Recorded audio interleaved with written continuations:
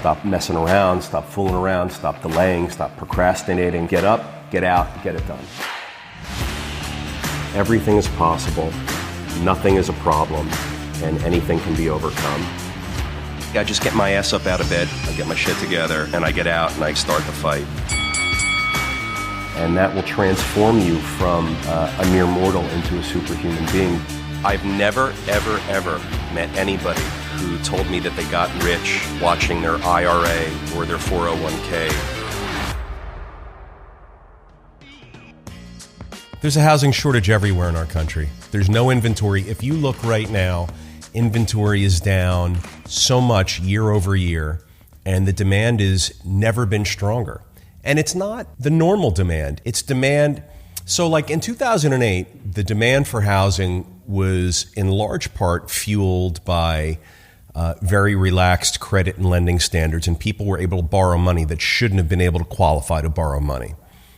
You've heard me talk about the mariachi singer yes, that got this mortgage and probably shouldn't have gotten the mortgage that he got. And there was a lot of that going on in 2008, and that's in large part what fueled the housing crisis that ensued from all that relaxed lending standard practices.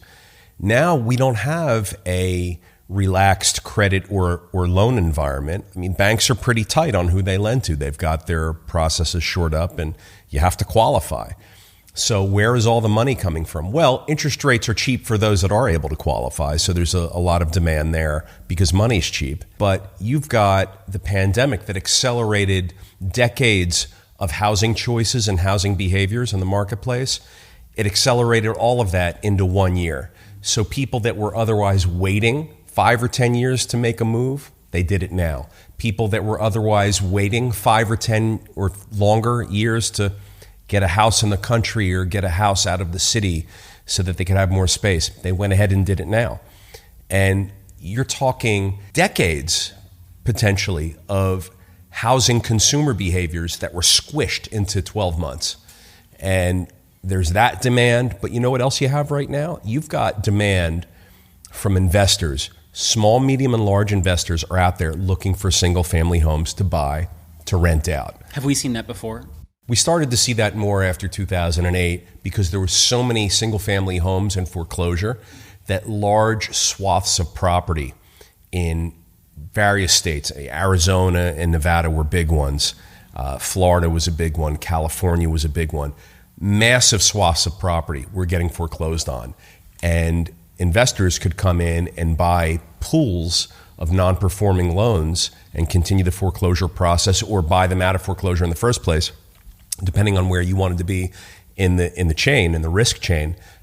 It's a little riskier to buy the non-performing loan pool and do the foreclosure yourself than it is to buy a house that's already foreclosed on. But in 2008, investors could buy pools of hundreds of properties that were either in foreclosure or likely to soon be in foreclosure that they could finish out the foreclosure on.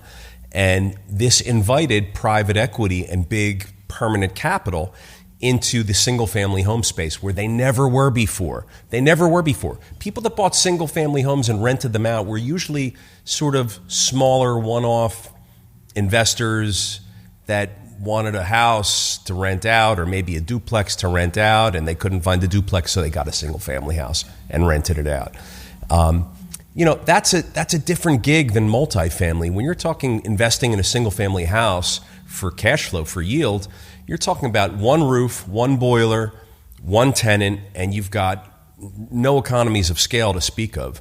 In multifamily, we always talk about having as many units under one roof as possible because you can just have greater economies of scale. You can have one maintenance person, one boiler, all these things get spread out across many units, whereas in single family, it doesn't really get spread out over any units except the one that you have. It's more efficient in that way. It certainly is. And the market is so starved for yield. There's no yield anywhere. When we say yield, George, we're talking about cash flow, right? We've been using the word cash flow since day one. Cash flow is the holy grail of investing. It's really hard to find yield or cash flow with any investments these days. Sure, you can find 1 or 2%. Why bother? I'd rather stick needles in my eyes and go sit on a beach somewhere. So when we're talking about the investors out there being starved for yield, they want 4, 5, 6, 7, 8, 9, 10%, like whatever you can get, right? But that's like the range in the marketplace today for investing in yield. Well, single family homes, if bought right and on a market by market basis, can often produce yields in that range. The private equity firms are coming in and they're competing with young couples in the middle class that are looking for a home for their family. So if you're a young middle class couple and you're out looking for a home to buy, maybe it's your first home, maybe it's a step up home, and you're out there bidding, you see something you like, you put in an offer, you are probably not bidding against John and Jane Smith anymore. You're likely bidding against Mountain View Capital and Grand Ocean View Capital and Canyon Top Capital and these huge grandiose private equity firms that are dispatching bidders in all of the good markets around the country to find single family homes that they can purchase and rent out for yield. And they know where those neighborhoods are and they know where those homes are. So don't be fooled by that. They know exactly what they're doing. And they're willing to outpay and outspend you on a bid for a house by 10, 20, 50, 100,000, whatever it is, to get it and then get that yield by renting it out to a tenant. So the single family housing market continues to expand and proliferate and grow into an asset class that's desirable not only for George, you and I and our friends and families because we need places to live, but for huge private equity and hedge funds that have so much capital and nowhere to deploy it that they're buying single family homes in onesies and twosies all around the country. Because no longer can you buy portfolios of 1,000 single family homes like you could have done in 2009 and 2010. Now you have to buy them one-off, and so they're dispatching people all over the place, and they're bidding against you and I for a house. And presumably that drives up the price. Absolutely, it drives up. There's more demand. Yeah. Same amount of supply, and it's very limited, we know that, but there's more demand. You not only have the middle-class home-buying public, but now you've got these people out there trying to buy the homes for the big private equity and hedge funds. And that's a huge amount of money coming into a space where it really wasn't there. We started to see the birth of this about 13 years ago after the 2008 crisis. It's here to stay. There's no yield anywhere. If you can find a 9, 10%, 11%, 8% yield on investing in something, and it's real estate, you're going to give it a second look, especially if it's residential. Yeah, I think I heard in Houston, it's like 24% in some neighborhoods is all investor. You've got markets going up in double digits, George. You're absolutely right. I've read that too. Texas is such a hot market around Houston, around Austin. You're seeing mid to high teen appreciation in home prices over a year ago. I mean, it's big. So you're talking about homes and markets that historically would enjoy 1 or 2 or 3% increases a year. Anything more than 3% was considered a hot market. You get it to 4 or 5%, it's like, wow, that's a big increase. So right now we're talking about markets. You've got places around Nashville, Austin. It's no longer the city centers, New York and LA.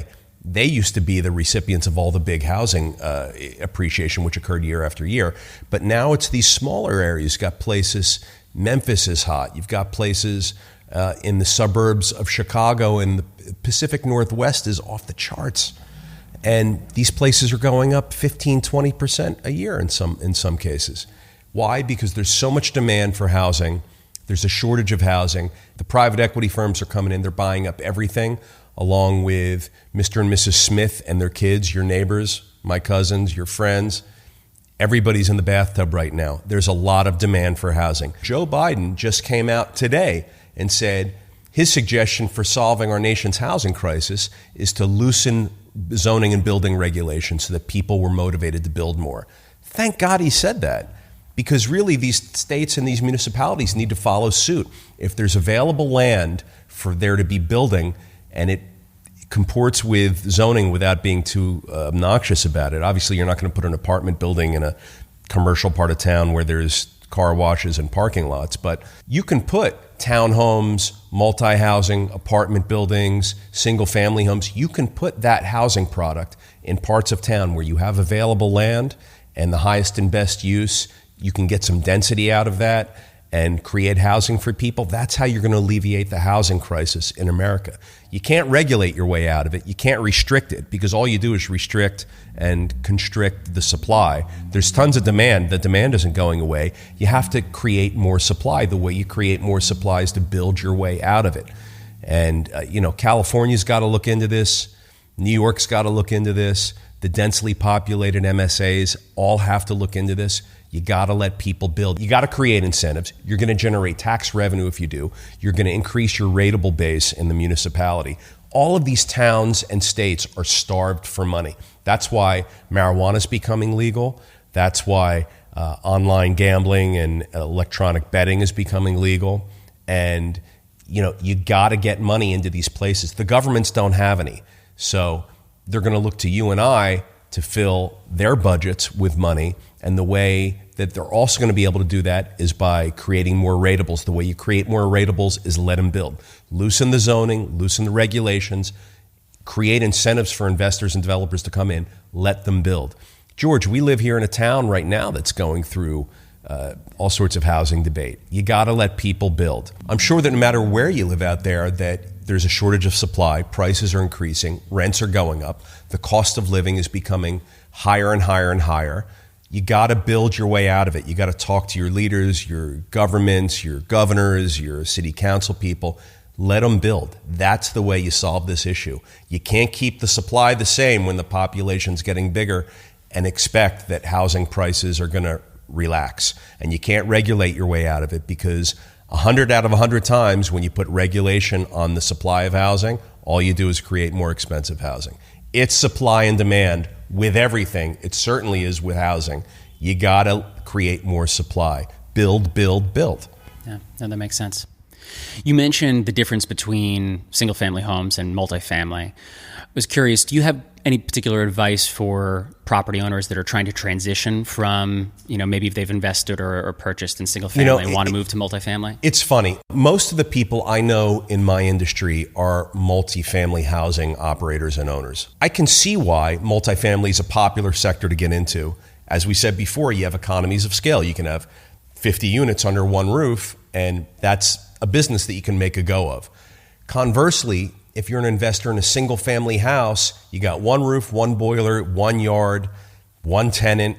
If that one tenant moves out, you're 100% vacant. If I've got a 50 unit building and one tenant moves out, I'm 2% vacant. So there's a difference in the economics and the way your P&L is going to look depending on if you're an investor and operator in multifamily or single family. I wouldn't touch, personally, single family as an investment class. I don't want a portfolio of 100 houses. I mean, look, I'll take a portfolio of 100 houses, but I'm not seeking that. I'm not seeking to get myself into a situation where I'm managing potentially a portfolio of 100 houses, each with single tenants in each property. That's a single tenant property. That's one door. When one door goes vacant, you're 100% vacant. You have no support. You have no economic support to keep going until you can turn that unit and re-rent it in a week or two or three. Because in multifamily, in my markets, George, as you know, we operate in supply-constrained, high-demand markets. We get a vacancy, we can rent it in a matter of a couple of days to a couple of weeks. It's never really more than that. God forbid you get a vacancy in a house. To turn that house, it's not like turning a 780 square foot one-bedroom apartment. It's going to be larger. It's going to be more work.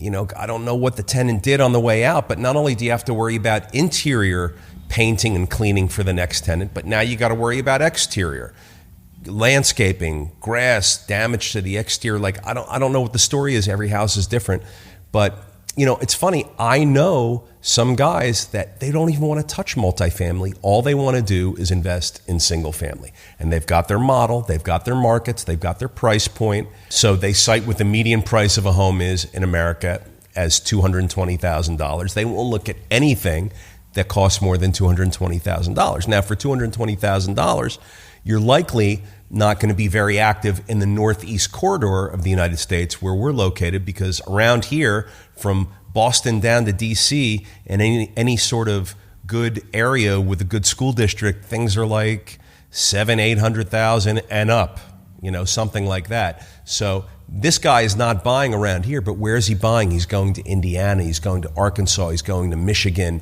he's going to parts of Arizona and Nevada, he's going to Western California, he's going to, parts of the country that maybe aren't as densely populated, but there's still healthy employment, there's still beautiful places to live, and people are moving to these places that are more affordable and less expensive, and they're going to buy or rent from him. If he's focusing on properties that are $220,000 and less, he's going to have a lot of product to handle that demand. I wouldn't participate in that. I'm looking for as many units under one roof as I can get. So for those that want to transition from single to multifamily, look, running single family or multifamily, you have to perfect your box. We've talked about this, and I love saying the phrase, it's all about the box. So a house is a box. An apartment is a box. Once you've perfected the operations and management of one unit, it's really the same thing to operate 10 as it is to operate 50, 100, or 1,000. Because they're all the same. You can systemize that. It's recurring, it's repetitive, it's expected, and it's known. For anybody looking to transition from single to multi, just have your systems down and become an expert in what it's like to operate a single unit, a 2-unit, a 4-plex, and a 10-plex, that kind of thing. And once you can master the scalability of simply repeating your systems over and over and over again on a daily basis, because everything in our business is a cycle. We have a monthly cycle, a quarterly cycle, an annual cycle to providing housing to the public. So once you master the cycle and master the systems needed to collect rent, pay bills, fix apartments, move people in, move people out, generally that's about it.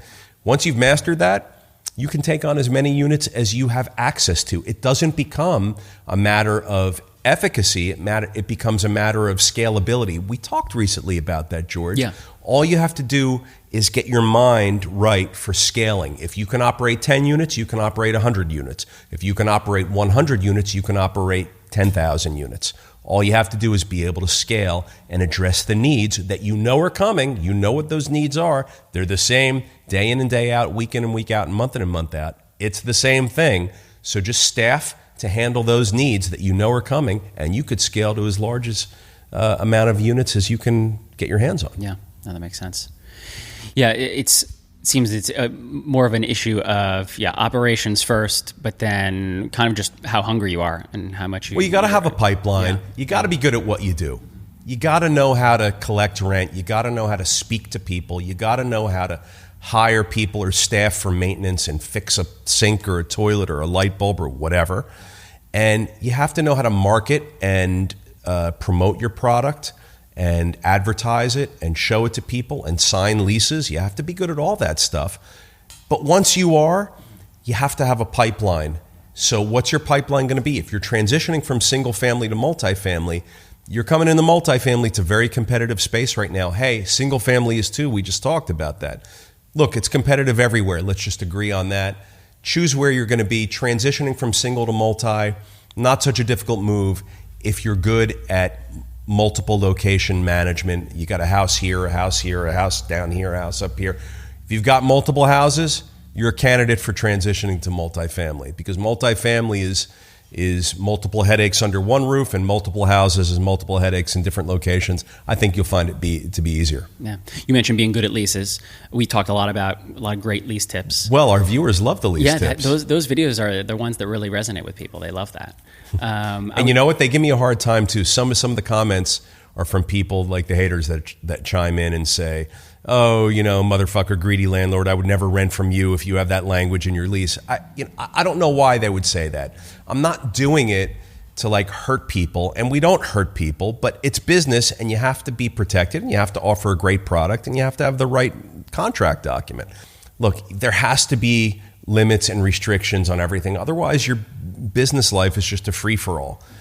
So we have lease language that helps us. But what was your question about I was leases? just going to ask, we've talked a lot about what makes a good lease. Is there anything that makes a bad lease? Or are there things that not listening to me about what to put in your lease makes a bad lease, for sure. And it's different state by state. George, we also put out suggestions on what to put in your leases, and then people will chime in, well, in my state, you can't do that. Or in my state. Yes, that's true. You have to know state by state. Look, I'm in New York, New Jersey, Pennsylvania. I'm in the Northeast. Around here, I know what the deal is. I know what the laws and regs are. So we have our leases written accordingly. I'm thinking specifically back to when we said no drilling satellite dishes into the building. And people were chiming in with, oh, you can't restrict people from getting broadband. And, oh, you can't restrict people from putting up a flag. Well, I don't know the deal in those states. You're right. If you can't restrict people from getting broadband, and by the way, restricting people from drilling satellite dishes doesn't prevent them from getting broadband. We have Verizon, Fios, and Optimum, Comcast in our buildings as alternatives. So it's certainly accessible. We're not restricting anybody from anything except for drilling a fucking hole. Right. It's not a denial of service. Yeah. Right. And the thing about putting up flagpoles as a right in the state, if it's a single family house, maybe that's a more appropriate dynamic and feature of the landlord-tenant relationship for a tenant to say, hey, can I put up a flagpole? And maybe as the property owner, you have to say yes, because maybe in that state, you have to say yes to that. But in an apartment building, no one's putting up a flagpole. I can promise you. Not in New Jersey, they're not. I would also imagine there's other ways to hoist a flag and get a flag visible without drilling into. If you're coming into my 80-unit building in New Jersey, there's no fucking way you're drilling holes so that you can put up a flagpole.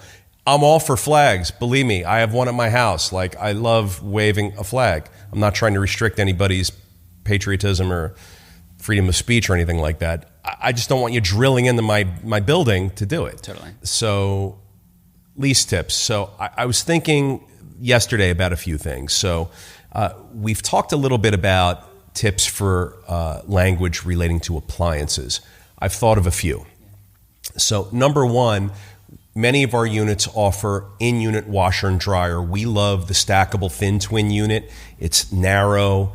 It doesn't take up a lot of space in the closet, and they're stackable, which makes it often possible to convert what was previously just a regular clothing closet into a laundry closet. So we'll put the stackables in there. Now, every appliance has its own use and weight limits.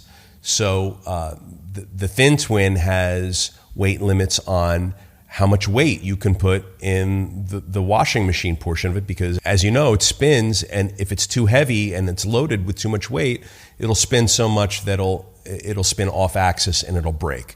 And this is a very, very common appliance repair that property owners out there get maintenance requests for, and you can protect against it by having language in your lease. So you have to have language in your lease that advises the tenant not to go above 10 pounds, for example.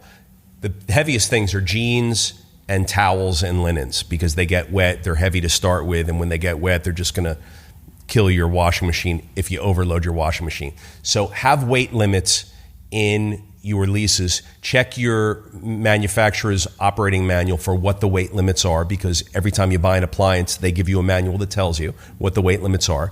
Duplicate the weight limits into your lease language and put tenants on notice not to go over the weight limit. Because when they call you and say, hey, my washing machine broke, and you go there and you see there's 28 pounds of jeans and towels in the washing machine, they were on notice not to do that. And it's a $350 repair. That's the first thing I would say. With laundry machines, absolutely put the weight limits of your machine into the lease and advise tenants not to load up their machines beyond the weight limit. Otherwise, there's going to be a problem, and it's definitely going to break if they do. George, there's another one. Dishwashers. Today's dishwashers, all of them have a part of the inside door where you can fill them up with rinse aid. Rinse aid is a product that helps the contents of your dishwasher dry better, dry cleaner, and dry more efficiently when it's running through the cycle of your dishwashing machine. And it also is good for the ongoing recurring operations of the appliance. So again, we check our users' manuals, and it says the manufacturer recommends to use rinse aid, or over time, it can cause certain things to break inside the machine. So we take that language, we put it into our leases, and we advise tenants that rinse aid is required. Because at move out, what we'll do is we'll run the cycle of the dishwasher, and we'll be able to know if they've been using rinse aid or not. It's a very simple thing to do, and it costs maybe $4 to buy a little thing of rinse aid. But use the rinse aid, because we know at move out if tenants haven't been, and it damages the appliances. And then we have to call for service to the appliance, and then we have to charge the tenant. We put it in the lease. I recommend that you put all of that kind of stuff in your lease. if you're offering a full suite of appliances. Now look, at our buildings, I want everybody to know, we make a special effort. We go out of our way economically and time-wise to procure beautiful stainless steel appliance packages for all of our units. So we're not talking about builder grade, crappy white appliances that are cheap and break. We're not talking about that kind of stuff. We spend a lot of money on appliances because we feel our marketplace appreciates the upgrades of appliances in the units that they're moving into. So we provide those. So in exchange for us providing a great appliance package, among the other things that we provide in the apartment, we put into our leases instructions and requirements for how to use and maintain the appliances. There are appliances, they're not yours. You're going to use them while you're living there, and we want you to use them happy and healthily, but you got to use them right, and you can't cause damage. So when you don't use rinse aid and when you overload the washing machine, all it does is break stuff. George, lease tip number 3, how to motivate people to pay on time. So sometimes, not all the times, but in some cases in our leases, we put in a pay on time credit. So what is a pay on time credit? If the apartment was normally going to rent for $1,500, we will gross up the rent by $50 or $100 to $1,550 or $1,600, but then add in language that says if the tenant pays on time, they can take a $100 a month credit, bringing them back down to the $1,500 originally that they were hoping to pay and that we were willing to accept. So pay on time credits are great bits of language to use in your leases to motivate people to pay on time. Otherwise, you're going to charge the lower price and then tack on a late fee. You know, you can see psychologically sort of how that's a different approach, right? Would you rather charge a lower price and tack on a late fee, or would you rather gross up the price and give a credit? You know, it depends on the situation. Often we find ourselves asking the tenant if they want to take a pay on time credit instead, and it works out great. So George, I think you're going to find that in those cases where the parties want to choose to have the higher rent in the lease and then have a pay on time credit, that it works and that the property owner can expect a greater regularity of on-time payments. The tenant feels like they're getting some value and they're not being hounded with late fees. I think that's good for the property owner-tenant relationship. So look into that. Pay on time credits. It's a great way to create a good relationship with you and your resident and to have good collections regularity. Check it out. So late fees. We just talked about late fees and using pay on time credits to get rid of all the late fee language. But let's say you have late fee language in your lease, because after all, that's the norm. That's the regular bit of language that exists in most leases. How do you structure your late fees? So in our areas, typically we have a 5% late fee. We're not regulated on how much of a late fee we can charge in some markets, so we'll tailor that depending on the credit worthiness and financial wherewithal of the tenant that we let in. If there's an applicant that wants to apply for an apartment and they maybe have lower income and lower credit, we might have a higher late fee and make the late fee applicable after the 3rd or 4th day of the month as opposed to the 7th or the 10th day of the month. Because we want to make sure that they're incentivized to get their payment in on time. So there's 2 parts of late fees that you have to look at. One is the amount of the late fee that you're going to charge, and 2 is the date at which you're going to charge the late fee. When does the rent become late? Rent's due on the 1st. Are they late on the 2nd? Are they late on the 3rd? Are they late on the 12th? What's your deal in your market? In our market, where it's a very supply-constrained, high-demand market, we expect a lot from our residents. We give them a lot in exchange, but we expect a lot from them. At the very least, what we expect is to receive rent on time and in full every month. So our late fees will typically start 3 or 5 days after the 1st of the month. Rent is due on the 1st of the month. We have our staff receiving rent on the 1st. And by the 3rd, we're looking at the list and we're seeing who hasn't paid yet, and we're making those calls. And by the 5th, we're applying late fees. So 2 parts to late fees, the amount of the late fee and the date at which you charge it. But you can modify those. You can have a larger late fee and a shorter date. Now, if you've got a credit-constrained applicant or an income-constrained applicant, but you're going to accept them into your house or your apartment, you may want to consider having a higher amount of late fee and a shorter date. That means that they're going to pay more quicker if they don't pay you on time. They're going to be motivated to send you that check on or before the first of the month. Use late fees as a tool to create the kind of relationship that you want with your resident. You can expand or reduce the restrictions and the amounts of fees and penalties that you're charging depending on the relationship you want to have and that you're seeking to have. If you've got a high credit, high income applicant, it's not likely that you're going to be paid late as much as it is perhaps with a low credit, low income applicant. So use your late fee structure accordingly. Those are some lease tips for today. Let me know what you think. And don't call me a bad guy for charging a late fee. Come on. Do you call up your bank when you're late on your mortgage and yell at them? Do you call up your car loan payment company and yell at them if you've been late? Don't call your property owner and yell at them. They got bills to pay too. Like, I've never thought about a lease in that way that you just described, like a tool to craft relationship. And that's in many ways what it is. Well, speaking of relationship, we all know friendship is tremendously important. And in 2020, it was really difficult, I think, for a lot of people because we were separated. We weren't able to see people in person. Yeah, exactly. Typical. Yeah. How did you deal with that? How did you cultivate those relationships? I had my Zooms, and that's okay. I mean, it all sucked, but it was okay. It was nice to see people. I sent a lot of gifts. I always stay plugged in with people, George. The pandemic was nothing new or different for me because I am always really actively staying plugged in with my people and my relationships. I think it's important to do regardless of if it's a pandemic or not. But for me last year, lots of gift sending, lots of funny joke messages, lots of phone calls, lots of FaceTimes. And you have to do that stuff anyway. But one of the things that I did more than I did in other years was I sent a lot of gifts. I was a big customer on Goldbelly. I was a big customer on a lot of these gift websites. And I sent funny and fun things to people, and I got a phone call back. Those gifts. Those were really nice. And I got phone calls and I got emails and texts. Thank you, and it helped me stay plugged in with them. And it was a pleasure to do anyway. So I think that stuff's important to do. That's what I did.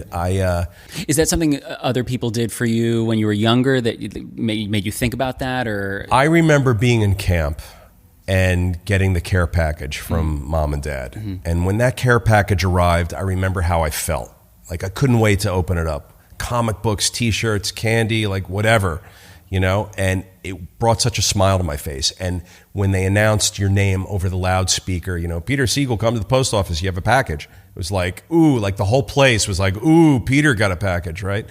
And I remember that feeling, and I love when you can create that with someone. So sending a gift, hopefully the recipient gets it, they open it up, and I had a good friend of mine had a baby boy last week, and they had the bris ceremony today.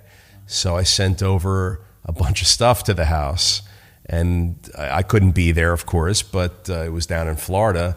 But I love that stuff. It's families getting together, and if it wasn't a pandemic, perhaps I would have received an invitation and I would have been there. But I love being at someone's house. It's a happy time. It's a life moment. So I hated that I couldn't be there. So I sent a bunch of food and flowers and whatever. And they loved it. And they all took pictures and sent me the pictures. And, hey, we miss you. And that's good stuff, if that's what life's all about. So I do that kind of stuff. I was heavy on the gift websites for the past year. Doesn't have to be a lot of money. I spent a few $100 today because I sent a big spread of bagels and lox and food and flowers and stuff. But it doesn't have to be expensive. You can send inexpensive gifts. You don't have to spend a lot of money. The point is the thought, and the recipient will call you or reach out to you, and you'll then have a conversation with them. Hey, I miss you. Wish I could have been there. I love you. That kind of stuff. And that ultimately is what it's about.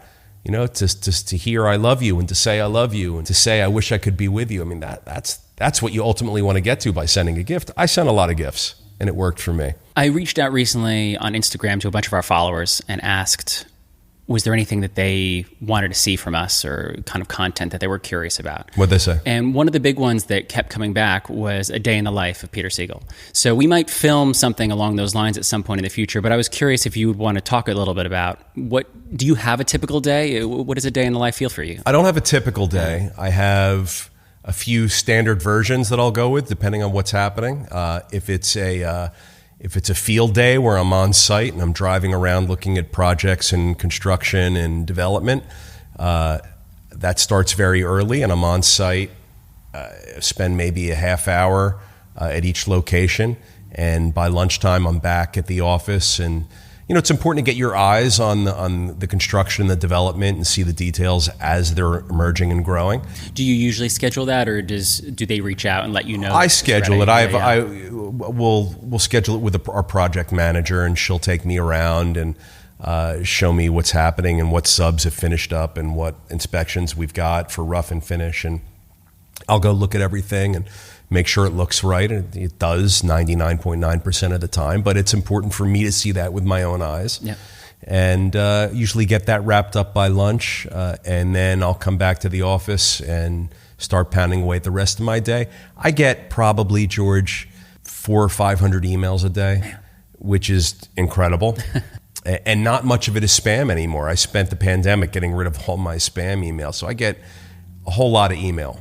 And some of it I'm just copied on as it goes to other team members, and I see it just so I can keep my finger on the pulse. But some of it is directed to me, so I have to deal with all of that. I have to call people back, and I'm looking for opportunities, and I'm keeping relationships going with investors and partners and vendors. But you know what? Specific blocks of time for that? I try to. You've heard me talk about my use of the calendar. I use Google Calendar. The night before, I arrange my whole day. I study what the day is going to look like. When I wake up, I know immediately what I have to get to. I don't fuck around. I don't wake up slowly. I don't drag my feet. I don't have like a lazy morning. I wake up and I get right to my first few things, and I pound them out because I want to create white space on my calendar. I want to either delete the event or move it over and reschedule it if I don't get to it. So I start immediately with that stuff. Of course, after I shower and eat and maybe meditate or stretch for a minute, but I get immediately in there and create momentum. I do. Momentum's key. I want to have a high degree of output, so I stick to my schedule. My days, my weeks, my months even get scheduled way in advance. I had recently conversations with someone offering an investment opportunity last week, and they want me to fly to California, and then they want me to go into New York to meet with them. I just don't have the ability to clear my schedule a week or two ahead of time and fly out to California. So I know what my year looks like. I know what my days look like. I know what everything looks like when I wake up in the morning. And I have certain flexibility at certain times of the year. Now's not one of those times. And I stick to it. But I am connecting with my people, my team. I'm looking for new opportunities. I'm with my family. Let's schedule a few day in the life of me for those that are interested. I can't imagine why you are, but if you are, I'll give it to you. And we'll go around and we'll do some site tours, and we'll see what's happening and what it takes to run a portfolio of a lot of buildings, some that are mature, some that are under development, running a full staff. And maybe you'll learn something from it or see something in there that you'll want to ask a question about, but I'm happy to share it with you. Yeah, give the people what they want. Sounds good. All right, last question before we move on to Desk Quests. If you started from zero, you had no cash, no assets, no credit, and you just had to start over, what would you do? How would knowing you what I know now after being in business for 30 years? Knowing what you know now, but now you had nothing. Yeah. No problem. I wish I knew then what I know now, because I started with no money and no credit back then, but I just didn't know shit about anything. But now I know shit. George, if I didn't have a penny, I would seek opportunities. There's lots of money. There's not a lot of opportunities. Find opportunity and you can create value and opportunity for yourself. So I would go find things that are going to make money for people. I'd bring it to them and say, let's be partners on it. I found it. You put up the money. Let's split it 95-5 or 90-10 or 80-20 or whatever you can get. and I'll work it, and I'll report to you every week or every month, and this is how we're going to make money. Here's the capital event. Here's the exit plan. Here's the business plan. What do you say? Put up the money. Someone's going to say yes at some point. If it's a real opportunity, and if you sound right and look right, and if you know what you're talking about, someone's going to say yes. Fantastic. All right, well, Peter, it's been a few weeks. Are you ready for ZestQuests? I will try to be. Okay. I would say that I enjoyed the vacation from ZestQuest, but I really didn't. Yeah. All right. Well, fantastic. I will tell you that one of the last ZestQuests you asked me was the story about, you got me to tell the story about taking out the trash. Yes, I did. Yeah. And my older brother called me and he said, Peter, I can't believe you fucked that story up. I'm like, I didn't get that. What do you mean? I didn't get anything wrong. He said, it's not take out the trash, it's take out the garbage. And he found it important to remind me that the correct word that we used as kids was, Peter, take out the garbage. Hank, take out the garbage. Jeff, take out the garbage. Scott, take out the garbage. Apparently, it was meaningful to him to differentiate between trash and garbage. I use the word trash. Sorry, bro. I'm copping to it now. Take out the garbage. So he totally gave me shit about that. I love the specificity of that. That's, yeah. What did you like about it? Specificity. What is it? I think it's specificity. Specificity. Thank you. But can you try and say it again? Specificity. Yeah. All right. Yeah. So that's the word I was looking for. Specificity. So, thank you, Peter. That's, if I learned nothing else today, I learned how to pronounce that word. Specificity is an important thing in our world. Yeah. Yeah. No, I appreciate it, Peter. All right. What's your ZestQuest, George? So ZestQuest is, what makes a good party for you? What makes a good party? Ooh, a specialty of mine. I consider myself a top-notch party provider. Lots of people, although I do like the smaller, intimate ones, but I like big parties. Lots of food, great food. You know, some parties you go to and it's like bar only. Some parties you go to and it's like BYO. And some parties you go to and it's like food and drink and entertainment. I like the food, drink, entertainment parties. I'll tell you what I don't like about parties. I don't like being, in general, I don't like resolving myself to crowded, large public space where I'm like jammed up with people. So I'll never want to be shoulder to shoulder, especially outside in a hot, sweaty environment. I went to a Fish concert a couple of summers ago before the pandemic, and it was my first Fish concert. Okay. Had a great time. I loved it. But I'll tell you what I noticed is that all these like fat, hairy, sweaty people were like outside dancing and rubbing up against me and like bumping into me, and it was fucking gross. So I don't like that about parties. Were you extremely high? Because I think that's I was not extremely high. I think that's the problem. That's a requirement. I was not extremely high, but I was extremely grossed out when these hairy bears were coming up and like bouncing off me and dancing like Frisbee Dodgers, and I didn't love that part. But I digress. So parties, man, I love being able to talk. So the entertainment can't be too loud that it overpowers people being able to be together and talk and spend time together. I love a beautiful outdoor scene or venue. Yeah, proper setting. Yeah. Although I do remember lots of house parties back in the day in New York City, down in these basements of these Soho and Tribeca buildings, these large spaces. God forbid there ever be a fire in one of those, and thankfully there was never. But they were awesome places.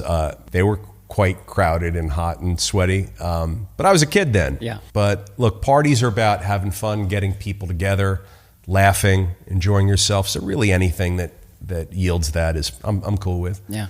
But if I were throwing a party, I throw good parties, George. Yeah. Maybe you'll see that one day. Yeah. Be so blessed. Yeah. All right. Well, last question for today, Peter. We actually talked about, I asked you this question the very first podcast we recorded, but we didn't end up using that recording. So I'm going to ask it again. Please. What books have changed your life, or what book has really changed your life? I can even feed you some of the ones that we talked about that day if you want, but I was curious. What books have changed my life? I can't remember how I answered this. I'm going to try and answer it and hope that I've been consistent. Okay. Yeah. I remember you asked me what the most gifted book was, and I said Many Lives, Many Masters. Yep. But that's not the same question. No. Or I think that maybe the way I phrased it the first time was it changed your way of thinking. Stephen Covey's 7 Habits of Highly Successful People. Mm-hmm. Did I say that before? Classic. I think you did mention that one. Yeah. That's consistent. That's a classic. And then there's 2 other ones that you mentioned. Now this is like a game show. Who Moved My Cheese? I remember I always liked the business books. Yeah. So it has to be one of those.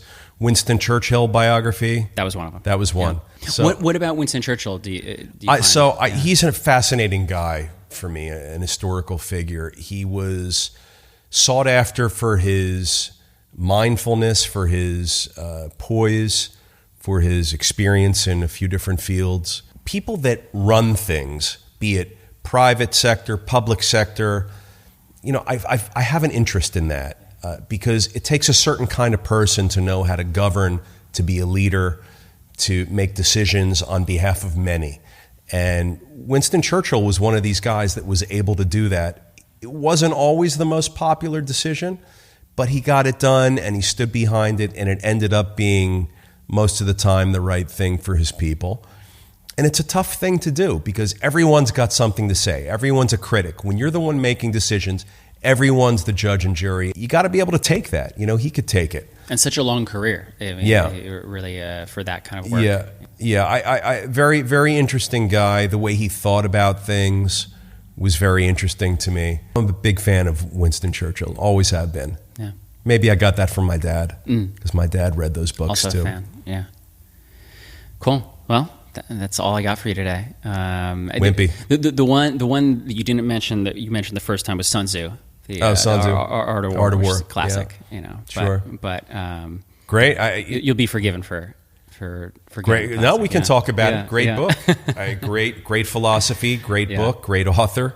Yeah, I feel like Sun Tzu. It was Sun Tzu and like Fountainhead were like the two big business. Did you read Fountainhead? I haven't read Fountainhead. No. I'm familiar with Ayn Rand and her objectivism and all that stuff. But, no, I need to undertake it at some point. But those things are massive. They are. Fountainhead's a massive undertaking, and it's you know what it's. I have Fountainhead on the shelf in my office, and people come in, and ultimately it evokes comment and criticism. People come in, they see it, they're like, "Oh, you read Fountainhead?" Yeah, some people love it, some people hate it, some people it says something about me just having read it. Like I guess I agree with it there from a bad guy, or I don't know what the implication is. Yeah. But it's one of these books where people see it and they immediately will draw a conclusion about you. Yeah. And I think everyone should read it, regardless of how you feel politically or socially about issues. I think everyone should read it. It's an interesting Rorschach test to see how people react to that. Yeah, I think we've talked about Jordan Peterson before off camera, but he's an interesting character. So smart. I love him. He's a well-known conservative thinker, but he started in the Socialist Party up in Canada, and he was given Ayn Rand's writings by the head of the this librarian who was an active member of the Socialist Party at that time, and she gave it to him because she thought he would disagree with a lot of the writings. He ended up agreeing with I didn't hear that story about Jordan Peterson. But yeah, Ayn Rand's one of those kind of polarizing figures. You know what I love about Jordan Peterson? He knows his shit. He knows his facts, he knows his science, he knows his theory. When you try and speak with him or debate or argue points with him, he can cite lots of facts and backup. It's a very refreshing thing to see because most people are just talking out of their asses and not really knowing the facts on what they're speaking of. And I find that Jordan Peterson provides factually based dialogue with his counterparts, and it's nice to hear because I want to hear people talk about facts, not about just adopting the side of the fence that they subscribe to politically and pushing the agenda like normal. It's nice. Yeah, I think with a lot of these figures, Jordan Peterson, Ayn Rand, whomever you want to choose, I think a lot of people forget that they're human, and that I certainly don't agree with many things that both of them espouse. There's a lot of things that I do agree with, but it's that thing of you don't have to accept somebody for 100% of who they are to respect them as a human being. You don't. It's a great point. I think that's lacking a lot today. I think today it's, hey, if you don't think like me, you're a bad person. Right. Yeah. And man, that's a fucking bummer. I'll tell you what. Well, and because you're never going to do that. You're never going to agree with 100% of what that other person thinks or says, but you need to be able to respect them and have that conversation. There's not a whole lot of respect and conversation happening because if someone doesn't think like you do, lately I see that there is no talking going on. It's very divisive and very very fragmented and very angry these days. Yeah. So I hope that changes, and I hope we can learn to respect that people will disagree with us and have other opinions than us, and we can still talk about it. Yeah.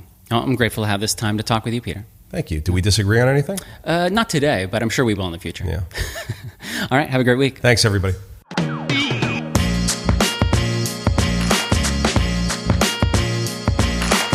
If you like what you just heard, you can subscribe to The Daily Cash Flow on iTunes or wherever you listen to podcasts. And we'd love it if you left us a review. You can follow us on Twitter and Facebook at SiegelCap and on Instagram at Siegel.cap. As always, if you're an accredited investor, go to SiegelCapital.com and take our survey to see if you qualify to take part in one of our apartment building deals. That's SIEGEL Capital.com.